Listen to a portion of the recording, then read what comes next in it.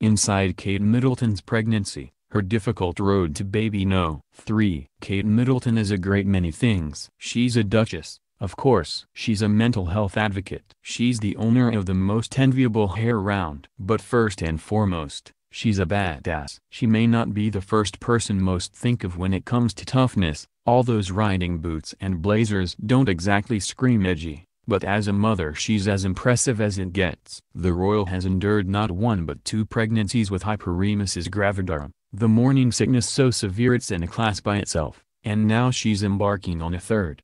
Her experiences carrying both George, now 4, and Charlotte, 2, reads almost like a horror novel. The disease is characterized by nausea and vomiting, which can occur as often as every 10 minutes and last throughout the entire 40 weeks. It often requires extra hydration and nutrition supplements, and that's exactly what happened with Prince George. Middleton was hospitalized early on in the 2012 pregnancy, staying for a few days as she regained her strength. The disease came back with a vengeance with Princess Charlotte, but she had been warned by her doctors that most women who suffer from HG, as it's known, experience repeats with every baby. So she was better prepared for the symptoms, a fact that presumably brought little relief to the Duchess.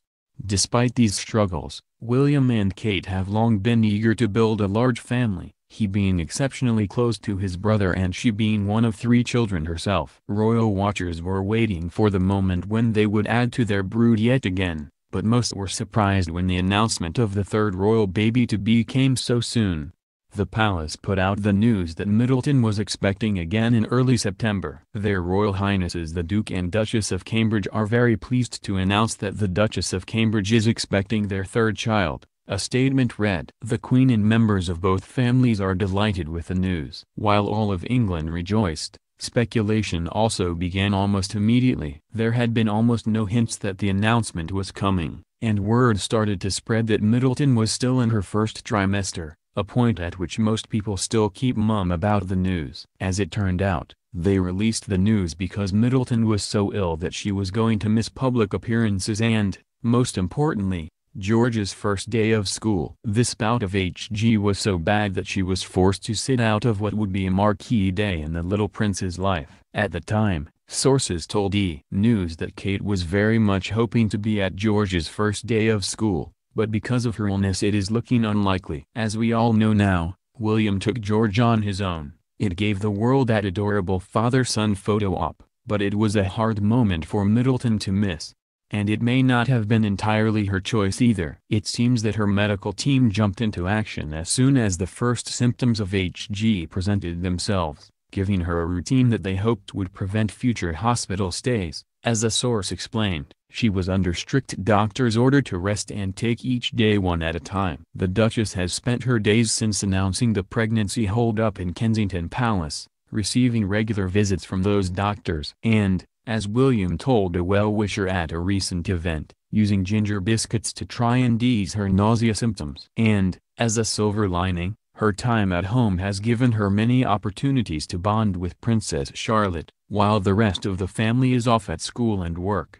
While there is almost no way to predict how long the most severe symptoms of HG will last, a Middleton family source is assuring E! News that as of the last few days the family believes the worst of the condition may be behind them. She has such a rotten time during these early months, they said. But she's out of the woods now and doing well. In fact, since she recently entered her second trimester, she's even started to enjoy her pregnancy. That means the Duchess is preparing to get back to business as usual, make that royal business as usual. Next Tuesday, Middleton will be attending the reception at Buckingham Palace alongside the Duke and Prince Harry as part of the World Mental Health Day, a cause that has been very near and dear to her heart.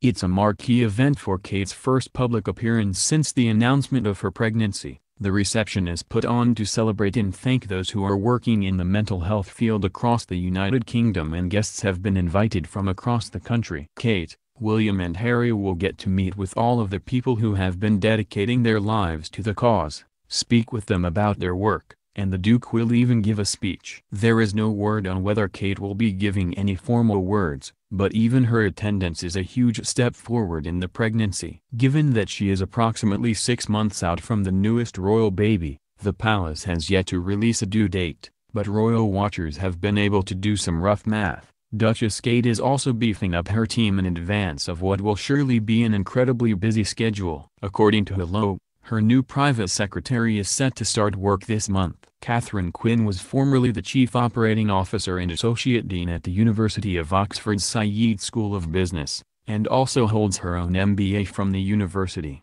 In other words, she comes to the job more than qualified. Quinn's duties will be wide-ranging, but she'll serve as Kate's right-hand woman in pretty much anything she needs. Right now that means preparing her for next week's scheduled engagement, but she'll also reportedly be organizing official royal programs and making sure that Kate is briefed on all the people she meets at her events. The private secretary is also tasked with the all-important duty of collecting flowers and cards that the Duchess receives from members of the public while out at events.